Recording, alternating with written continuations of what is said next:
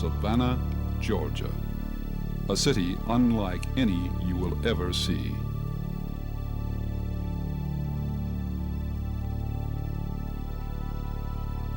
It is a magical place, forgotten by time, a place where old world charm lives on, coloring the present and shaping the future.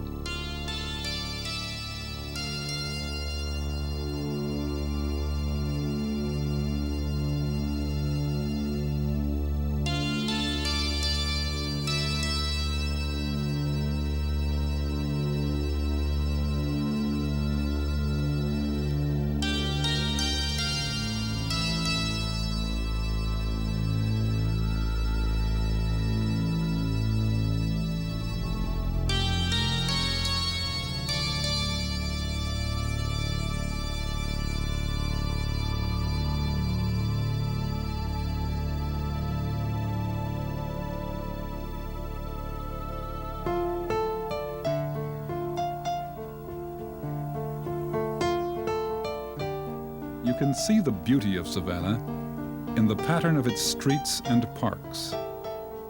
Feel it in the warmth and variety of its gracious buildings and homes. Sense it in the power and vitality of its river.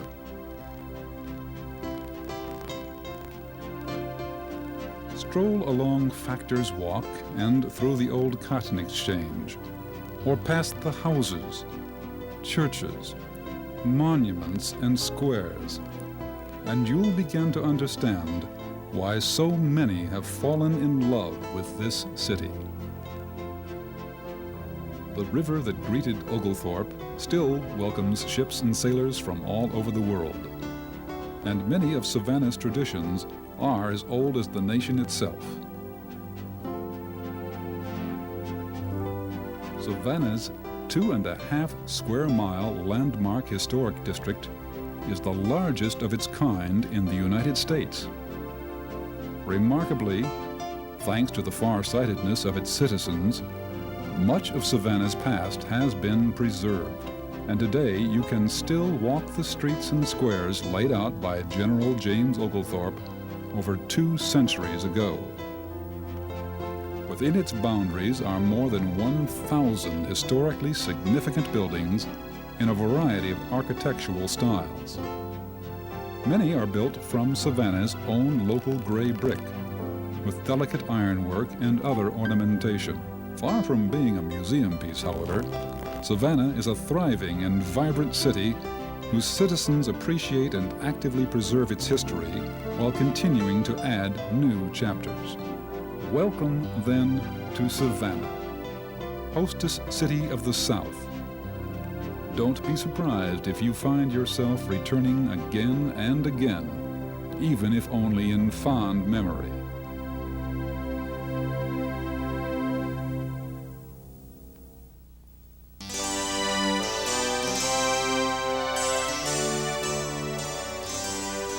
Savannah was founded in 1733 during the reign of King George II of England.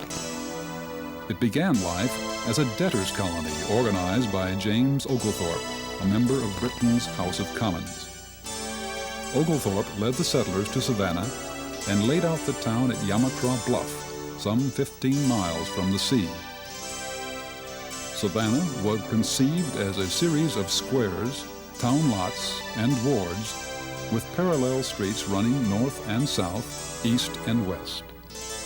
The original building lots measured 60 by 90 feet, fronted on a street and backed by a lane that ran through the center of the block. This plan may well be the city's most enduring legacy. Beyond the city were 5-acre garden lots for each family.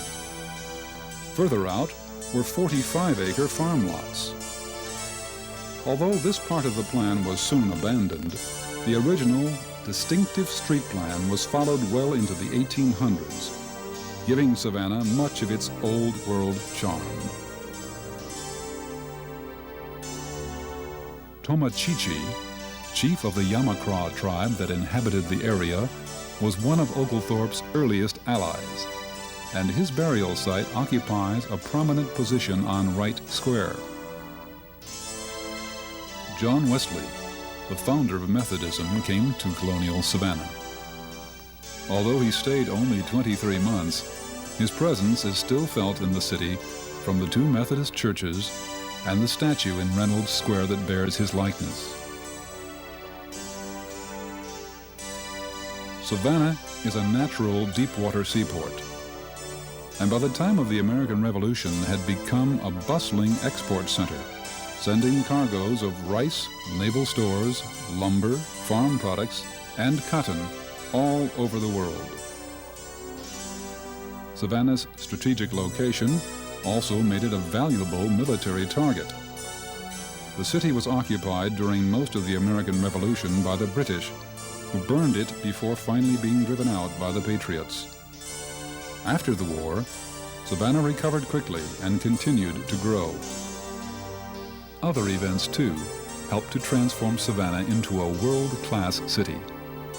In 1819, the locally built SS Savannah became the first steamship to cross the Atlantic. And in 1843, the Central of Georgia Railroad was completed, making Savannah the state's unrivaled transportation and commercial center.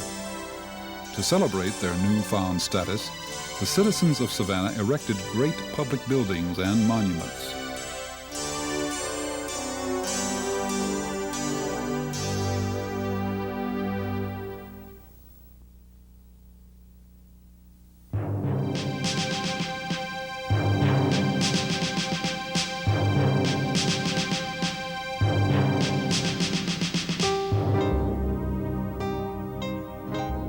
War arrived again in 1860, and Savannah's fortunes, like those of the rest of the South, soon plummeted. Thankfully, the city was spared destruction during the Civil War. General William Sherman occupied Savannah during his infamous March to the Sea, but decided to present the city as a Christmas gift to President Lincoln rather than burn it.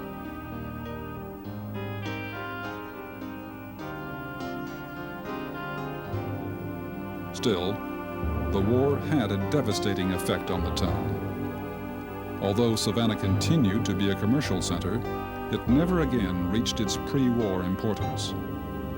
Oglethorpe's town plan was abandoned, and by the mid-1950s, some of its squares were beginning to fall prey to neglect and decay.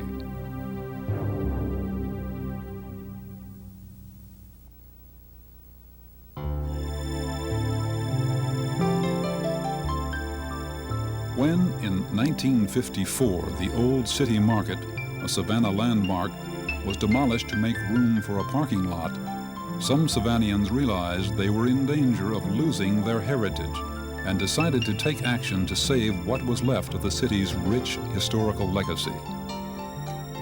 Others followed their lead, and soon not only houses but entire squares and neighborhoods were being saved from the wrecker's ball.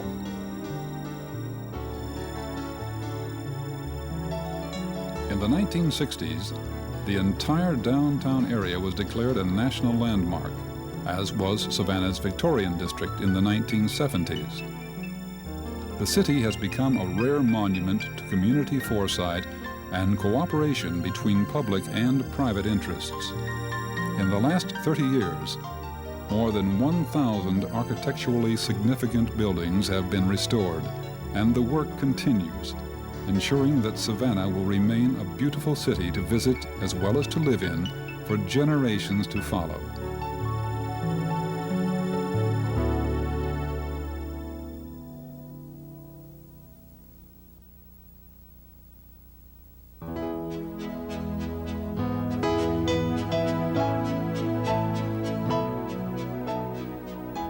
Savannah is probably most famous for its squares. Strung out like pearls in a necklace, the squares provide the city not merely a pleasing symmetry, but shade and recreation as well. Originally, there were 24 squares in Savannah.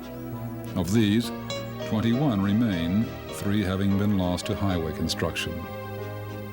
The first square that was laid out was Johnson Square on Bull Street. The center of Savannah's early social life, it was named for Robert Johnson, a friend of Oglethorpe and governor of South Carolina. Many public buildings and monuments grace Savannah's squares. In Wright Square, bordered on the west by the old post office built of Georgia marble, is a massive granite boulder marking the burial site of Yamacraw Chief Tomochichi.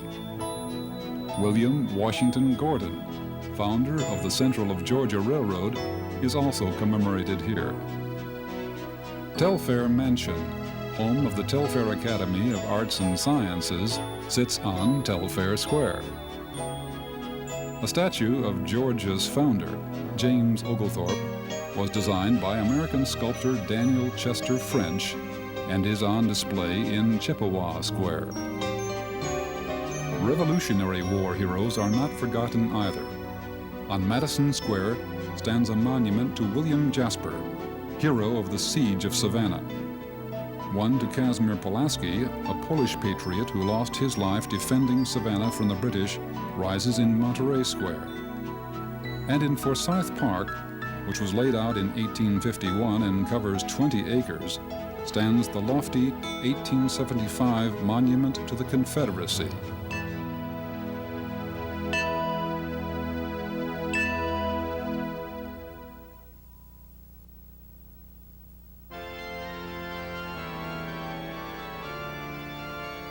Trust lots were set aside on many squares for the establishment of churches.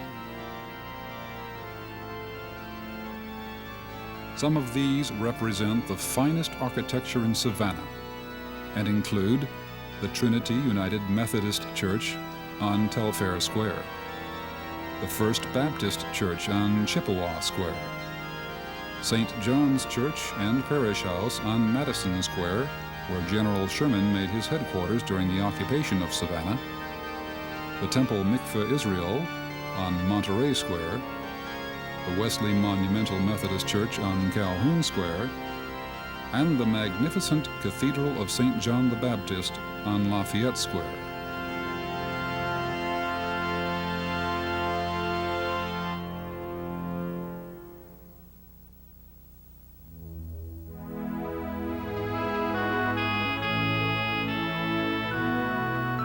Pulaski Square was the site of a major rehabilitation project and is today one of downtown Savannah's most appealing neighborhoods.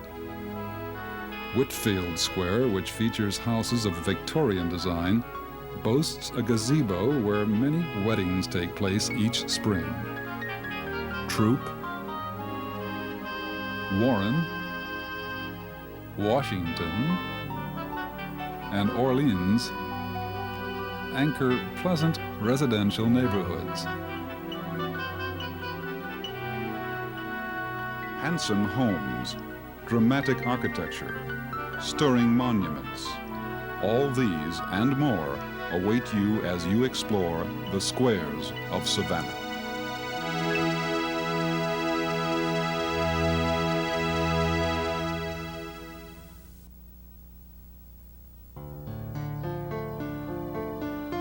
Savannah has many unique examples of formative American architecture, much of it restored to original specifications. Many distinctive Regency and Greek Revival buildings were designed by architects of international prominence, complementing a local style that evolved over the years. Before the American Revolution, most buildings were constructed of wood, and plans for almost all public structures were sent over from England. After the war, however, Savannah began to prosper and grow, and the style of building reflected this change.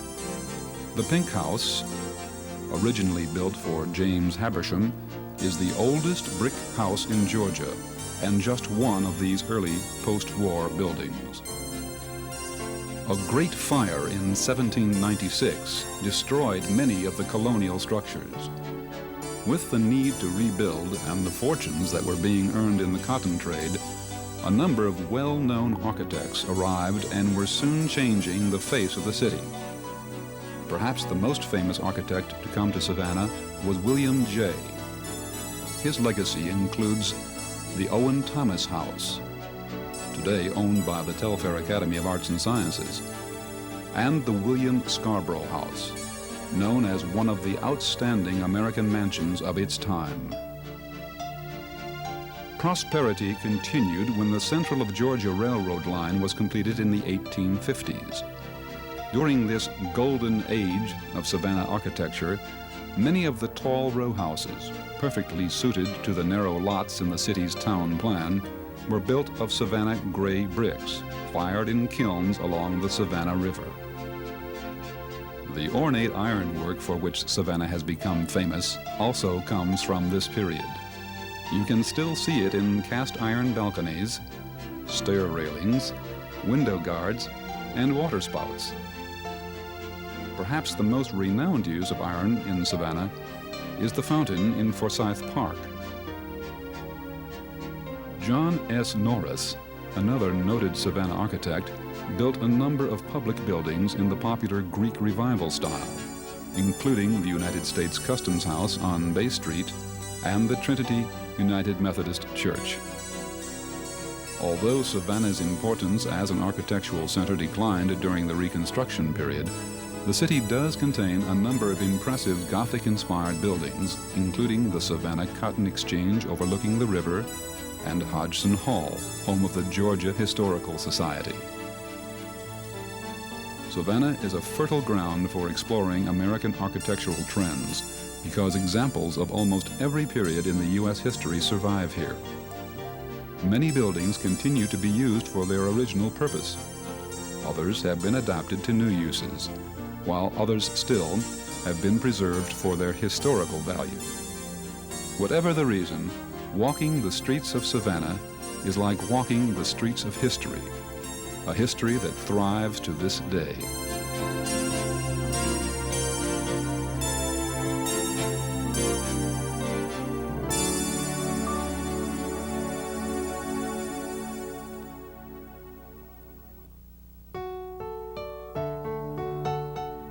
From the late 1800s to the early 1950s, Savannah was in decline. Many buildings were torn down and others were allowed to decay. 3 squares were paved over by a highway and others were threatened. The city was in danger of letting its heritage slip away. Historic Savannah Foundation came into being in 1955. The Davenport House was the first of many structures they managed to save from being destroyed. Through a revolving fund, the foundation bought significant properties and then resold them for restoration. Early treasures included the Mary Marshall Row on Oglethorpe Avenue and the Oliver Sturgis House. The enthusiasm of the group was contagious. Soon, entire neighborhoods were being restored, and downtown Savannah once again became an exciting place to live and work. The Juliet Gordon Low House, the birthplace of the Girl Scout movement, was restored as a museum. Emmett Park along the riverfront was saved by the ladies of the Trustees Garden Club. So was Colonial Cemetery, where many of Savannah's early citizens are buried. It is now one of downtown's prettiest parks, quiet and green, with magnificent trees and pleasant walkways. As a result of these and literally thousands of other efforts, Savannah has come to be recognized as one of the most outstanding examples of historic restoration in the country.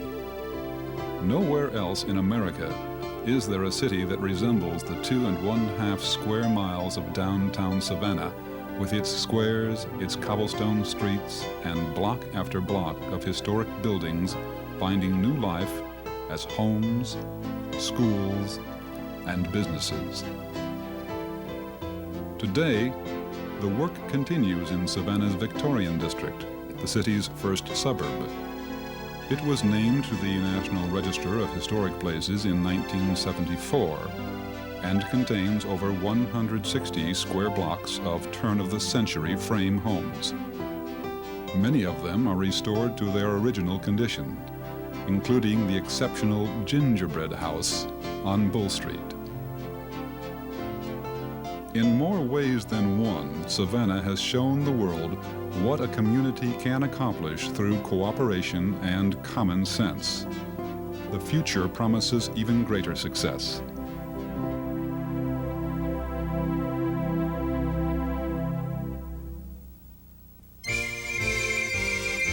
Cities, like people, develop personalities and eccentricities as they get older. Savannah is no exception. Over the years, so many local traditions have developed that it may seem like something is always going on. Of course, Savannah is perhaps best known for its St. Patrick's Day activities, observed each year with a colorful parade that rivals any in the country, and a 3-day celebration that is second to none. Green becomes the dominant color in town. Even the fountains spray green for the occasion. There are countless parties, both private and public, and hundreds of thousands of people come from all over the world to witness the famous parade, often lasting 3 hours or more. Savannah is noted for its hospitality, never more apparent than on St. Patrick's Day, when everyone is an honorary Irishman. Everyone is welcome.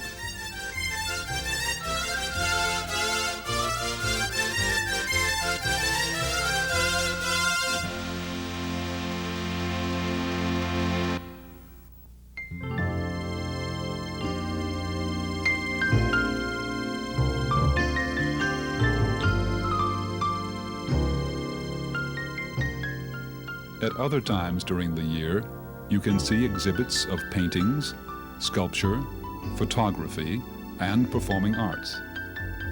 There are theaters where locally produced plays are performed and concerts featuring all types of music. Local craftsmen and artists gather on Riverfront Plaza each month for First Saturday.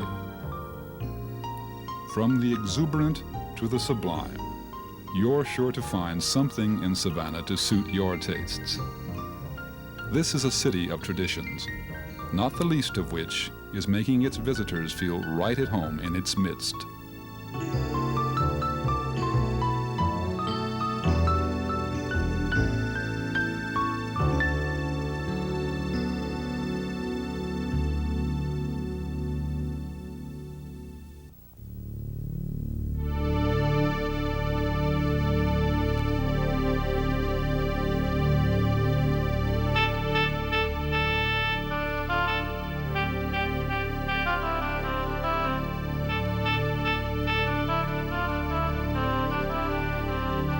For many years, River Street was the center of Savannah's commercial and social life. Here, sailing ships embarked for distant ports with cargoes of Georgia cotton loaded from Factor's Row. From River Street, the first steamship to cross an ocean, the SS Savannah, departed in 1819. So did the first nuclear-powered merchant ship, the NS Savannah, in 1962. River Street remains the essence of both old and new Savannah to many people today. Image Park and the Strand along Bay Street sit high on the bluff overlooking the Savannah River, offering an excellent view of the activity below. Don't miss the pair of brass cannon presented to the Chatham Artillery by President George Washington, who visited the city in 1791, or the Pirate's House, where bloodthirsty buccaneers were said to consort in the mid-1700s. Walk the streets made of ancient cobblestone, brought as ballast in ships from Europe over 2 centuries ago. Salute the statue of Florence Martis, the famous waving girl, who for nearly 50 years greeted ships both day and night as they entered Savannah's harbor. Any time is a good time to visit the river. In the morning with the sun coming up, during the heat of the day, or in the cool of evening. The river is Savannah's gateway to the world. Get to know the river, and you'll understand a little better what Savannah is all about.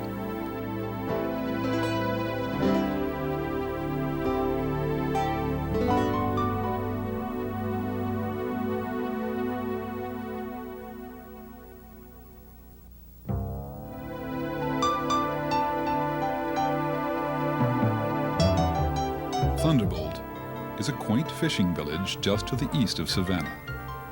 Thunderbolt was originally an Indian village, and today, work and pleasure boats alike ply waters that once hosted Indian canoes. Near Thunderbolt lies 19th century Bonaventure Cemetery, which in the late 1700s was a plantation owned by Josiah Habersham. With its 200-year-old live oak trees and historic setting, Bonaventure is one of the nation's most photographed riverside gardens. To the southeast lie two of Savannah's most picturesque neighbors. Isle of Hope is graced by a number of antebellum houses built high on a shell bluff overlooking the Intracoastal Waterway. In the 1800s, Isle of Hope was a summer resort. It also has been nominated to the Historic Register. Wormslow Plantation, near Isle of Hope, is the site of a colonial plantation that remained in the possession of its original owners, the family of Noble Jones, until the 1970s. Today, it is a museum as well as one of the Georgia coast's most beautiful historic sites.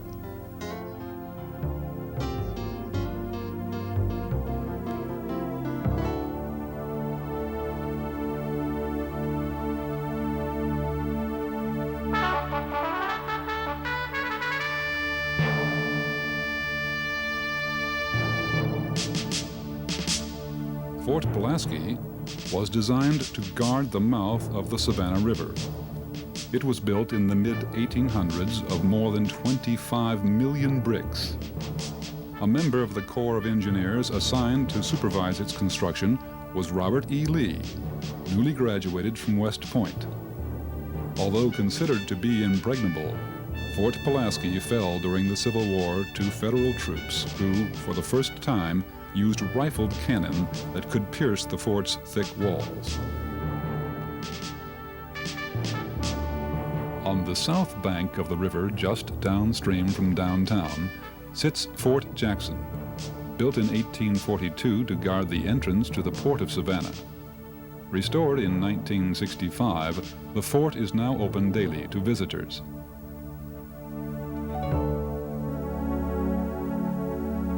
Tybee Island provides all the fun of an Atlantic seashore for locals and visitors alike.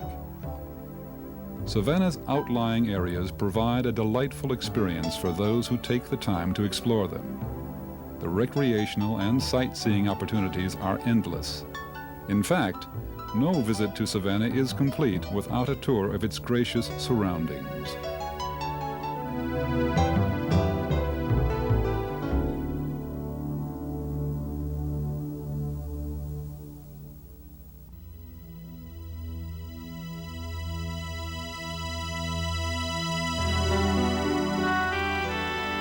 Without a doubt, Savannah is one of the most beautiful and historic cities in the United States. Truly a national treasure to be cherished and preserved. There is something about the city that will capture your imagination as well as your heart. And though you may never learn all the secrets Savannah holds, you are fortunate to be among those who have experienced her charms.